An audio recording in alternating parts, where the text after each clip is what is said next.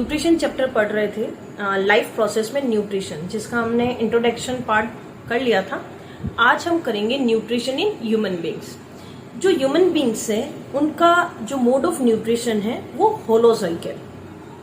तो इनमें जो एक कॉम्प्लेक्स सिस्टम होता है जिसे हम डाइजेस्टिव सिस्टम कहते हैं, और इस डाइजेस्टिव सिस्टम में कुछ कॉन्टिन्यूअस ऑर्गन्स होते हैं जिसको हम कंबाइंड फॉर्म में एलिमेंट्री कैनाल कहते हैं, और उसमें कुछ ग्लैंड भी होती है। अब जो एलिमेंट्री कैनाल है इनमें ऑर्गन्स कंसिस्ट होते हैं mouth, then buccal cavity, oesophagus, stomach, small intestine and large intestine. और ग्लैंड्स होती है सलाइवरी ग्लैंड, पेनक्रियाटिक ग्लैंड और लीवर। अब हम इन्हीं पार्ट्स को एक एक स्टेप बाय स्टेप देखते हैं। इसको आप साथ में नोट करते जाइए ताकि आपको इजीली समझ में आ जाए। तो सबसे पहले बात करते हैं डाइजेस्टिव सिस्टम एलिमेंट्री कैनाल के फर्स्ट पार्ट माउथ की। जो माउथ है वो चिन और नोज के बीच में होता है, और इसमें जो लिप्स होते हैं वो खाने को होल्ड करने का काम करते हैं। जनरली अगर हम ये नहीं लिखे तो भी चलता है, लेकिन क्योंकि एक डाइजेस्टिव सिस्टम का एलिमेंट्री कैनाल का एक पार्ट है इसलिए हमको इसको लिखना चाहिए। देन सेकेंड आता है बक्कल कैविटी। बक्कल कैविटी को आप ऑरल कैविटी या माउथ कैविटी भी कह सकते हैं। जैसे आप मुंह खोलोगे तो ये जो बन रहा है पोर्शन, ये कैविटी है। ऑरल कैविटी में 3 पार्ट्स है, teeth, tongue and salivary gland. जो टीथ है वो खाने को च्यू करने का काम करते हैं। तो यहाँ पे टीथ के फंक्शंस आपको नहीं पूछे जाएंगे, आपसे डायरेक्ट क्वेश्चन नहीं पूछ के आपसे पूछा जाएगा इनडायरेक्टली क्वेश्चन कि फिजिकल डाइजेशन कहाँ होता है। ऐसा क्वेश्चन पहले आ भी चुका है। तो वेयर डज फिजिकल डाइजेशन, तो माउथ में होता है। और कौन करता है फिजिकल डाइजेशन? टीथ करते हैं। टीथ क्या करते हैं? उसके फिजिक्स को चेंज कर देते हैं। उसके बाद जो बक्कल कैविटी का सेकेंड पार्ट है वो है टंग। टंग का काम क्या है?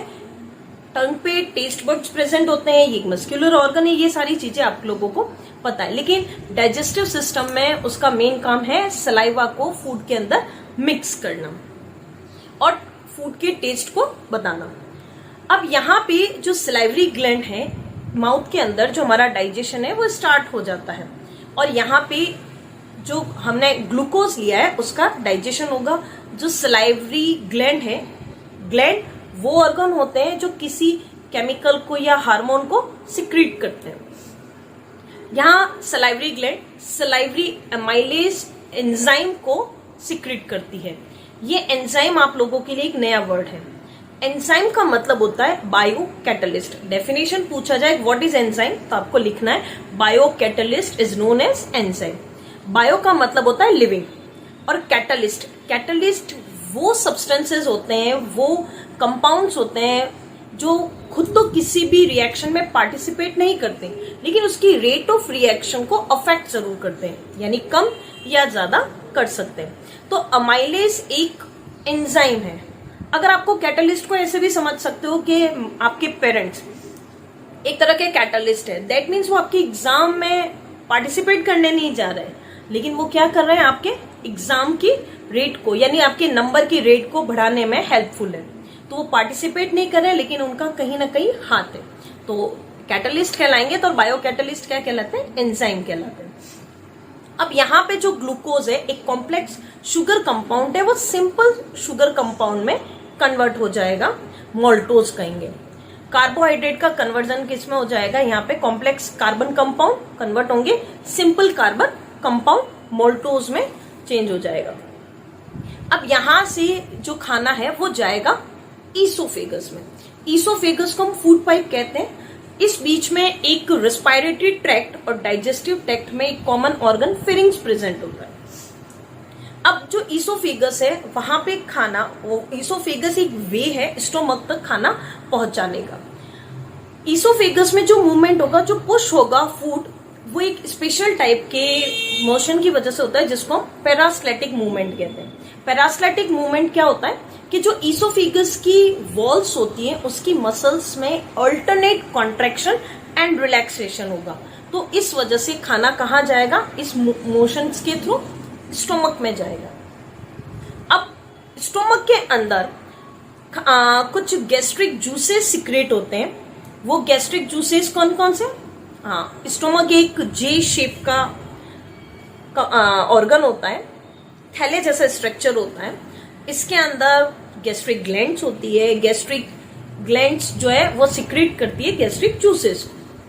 इनमें गैस्ट्रिक जूसेस में पहला है HCl, दूसरा पेप्सिन, तीसरा म्यूकस और चौथा है रेनिन। जो HCl है वो खाने के मीडियम को चेंज कर देता है, एसिडिक कर देता है। वो इसलिए ताकि पेप्सिन जो है वो एसिडिक मीडियम में ही एक्टिव होता है, तो उसको एक्टिव कर सके। इसके अलावा वो खाने को किल करने का भी, जो खाने में बैक्टीरिया होते हैं, जो जर्म्स होते हैं, उसको किल करने का भी काम करता है। अब जो HCl है वो स्टॉप कर देता है सलाइवरी एमाइलेज के फंक्शन को। अब ये आपसे क्वेश्चन पूछा जा सकता है what is the function of HCl, तो आपको ये सारे पॉइंट्स लिखने हैं। अब जैसे ही खाना एसिडिक मीडियम में कन्वर्ट होता है तो पेप्सिन अपने एक्टिव फॉर्म में आ जाता है, पेप्सिनोजन, और वो प्रोटीन का डाइजेशन करता है। P से पेप्सिन एंड P से प्रोटीन, आप याद रखिएगा। और उसके बाद आता है म्यूकस। म्यूकस क्या करता है, एक प्रोटेक्टिव लेयर बनाता है स्टोमक को। ये प्रोटेक्शन किससे, पेप्सिन से और एसिड से। एसिड कोरोइड होता है और पेप्सिन जो है वो प्रोटीन का डाइजेशन कर देता है। तो जो हमारी जो स्टोमक की वॉल है वो भी प्रोटीन से बनी हुई है, तो इन दोनों से उनको प्रोटेक्ट करने का काम करता है। और जो नेक्स्ट आता है रेनिन। रेनिन सिर्फ इन्फेंट्स में एक्टिव होता है, यानी जो छोटा बच्चा माँ का दूध पीता है सिर्फ उसी में एक्टिव होता है। अब यहाँ पे खाना बहुत टाइम तक पड़ा रहता है, अप्रोक्स 3 to 6 आवर्स स्टोमक में खाना रहता है, जो कि पार्शियली डाइजेस्टेड फूड होता है। और यहाँ पार्शियली डाइजेस्टेड फूड को हम क्या बोलते हैं, काइम कहते हैं। जनरली जो क्वेश्चन बनता है वो ये पूछा जाता है कि what are the function of gastric juices, तो आपको इन सबके फंक्शंस लिखने हैं। या आपसे पूछा जाए what are the gastric juices, तो सिर्फ आपको नाम लिखने। यहां से खाना जाएगा स्मॉल इंटेस्टाइन के अंदर। जो स्मॉल इंटेस्टाइन है वो यू शेप ट्यूबुलर स्ट्रक्चर होता है। इसकी जो वॉल्स है उस पर फिंगर लाइक प्रोजेक्शन होता है, जस्ट लाइक दिस। ये एब्जॉर्प्शन एरिया को क्या कर देते हैं, इंक्रीज कर देते हैं, जिनको हम विलाई कहते हैं। अब स्मॉल इंटेस्टाइन के अंदर 2 ग्लैंड्स कनेक्ट होती है, उनके इनिशियल ड्यूडोनियम जो स्टार्टिंग पार्ट है वहां पे। आपको यह नाम याद रखने की जरूरत नहीं है, आपको सिर्फ यही लिखना है स्मॉल इंटेस्टाइन से 2 ग्लैंड कनेक्ट होती है। पहली है लीवर, जो कि ह्यूमन बॉडी में सबसे बड़ी ग्लैंड है, तो लार्जेस्ट ग्लैंड है। और दूसरी है पेनक्रियास। जो लीवर है वो बाइल को सिक्रेट करता है। बाइल एक सॉल्ट है। क्वेश्चन पूछा जाता है बाइल क्या है, व्हाट इज बाइल, तो बाइल सॉल्ट है। बाइल सबसे पहले जो एसिडिक खाना है उसको न्यूट्रलाइज कर देगा, यानी उसको न्यूट्रलाइज करेगा, यानी फिर से बेसिक में ये खुद बेसिक होता है।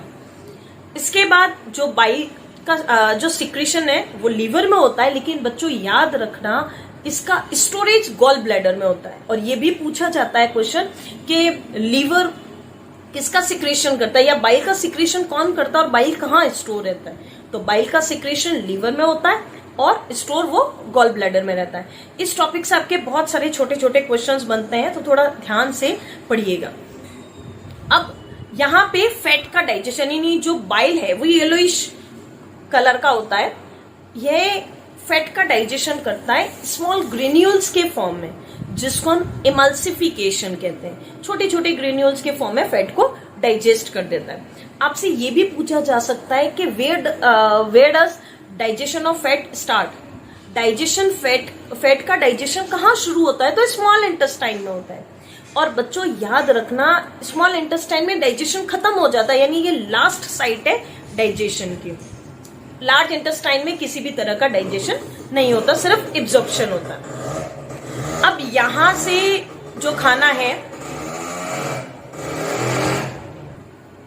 और फिर यहाँ पे दूसरी ग्लैंड कनेक्ट होती है पेनक्रियास। जो पेनक्रियास है वो एक मिक्स्ड ग्लैंड है। मिक्स्ड ग्लैंड का मतलब एंडोक्राइन भी है और एक्सोक्राइन ग्लैंड भी है। ये एंडोक्राइन ग्लैंड, ये हम नेक्स्ट चैप्टर में पढ़ेंगे कि ये इंसुलिन का सिक्रेशन करता है, बिना डक्ट के डायरेक्ट ब्लड में कर देता है, किसी डक्ट की रिक्वायरमेंट नहीं होती है। और डाइजेस्टिव सिस्टम के अंदर ये डक्ट के थ्रू अपने पेनक्रियाटिक जूसेस को स्मॉल इंटेस्टाइन में मूव कराता है, इसीलिए इसको हम क्या बोलते हैं, मिक्स्ड ग्लैंड बोलते हैं। ये जो पेनक्रियाटिक जूसेस है ये आप मान लीजिए कि मेजर पार्ट है डाइजेशन का, मतलब इनका बहुत बड़ा रोल है डाइजेशन में। ये जो पेनक्रियाटिक जूसेस है वो है pancreatic amylase, lipase and trypsin. अब यहां देखिए जो ट्रिप्सिन है वो डाइजेशन करेगा प्रोटीन का, जो लाइपेज है एल फॉर लिपिड ऐसे याद रख लेना, जो लाइपेज है वो फैट का डाइजेशन करेगा, और जो अमाइलेज है और जो पेनक्रियाटिक अमाइलेज है वो डाइजेशन करेगा कार्बोहाइड्रेट का। तो यहां पे डाइजेशन खत्म हो जाता है। तो आपसे क्वेश्चन पूछा जाता है कि लास्ट प्रोडक्ट क्या है, प्रोटीन के, फैट के और कार्बोहाइड्रेट के। तो कार्बोहाइड्रेट कंप्लीट डाइजेस्ट होके ग्लूकोज में कन्वर्ट होता है, फैट से बनता है फैटी एसिड एंड ग्लाइसरॉल, और प्रोटीन कन्वर्ट होता है अमीनो एसिड में, और ये लास्ट प्रोडक्ट बनता है। हमारी बॉडी के अंदर जो खाना है उसका स्टोरेज है वो ग्लाइकोजन के फॉर्म में होता है, ये भी बच्चों याद रखना। और जो प्लांट्स है उनके अंदर स्टार्च के फॉर्म में स्टोर रहता है। तो यहां से हमारा डाइजेशन खत्म हो जाता है, लार्ज इंटेस्टाइन में जाएगा, वहां सिर्फ जो भी काम की चीजें हैं या एब्जॉर्प्शन का काम होता है, वाटर का एब्जॉर्प्शन होता है, वहां पे भी विलाई प्रेजेंट होती है, यानी फिंगर लाइक प्रोजेक्शंस होते हैं, और देन खाना एनस और उसके थ्रू एक्सक्रेट कर दिया जाता है। तो ये आपका कंप्लीट डाइजेस्टिव सिस्टम हो गया। बच्चों अगर आप साथ साथ में लिखते नहीं रहेंगे तो आपको समझ में नहीं आएगा। अब साथ में नोट्स बनाइए, कोई डाउट हो तो हमसे पूछिए, और मेरे चैनल को सब्सक्राइब करिए, लाइक करिए, कमेंट करिए। आपको फ्री साइंस के कोर्सेज इस पे अवेलेबल होते जाएंगे। Thank you, have a nice day.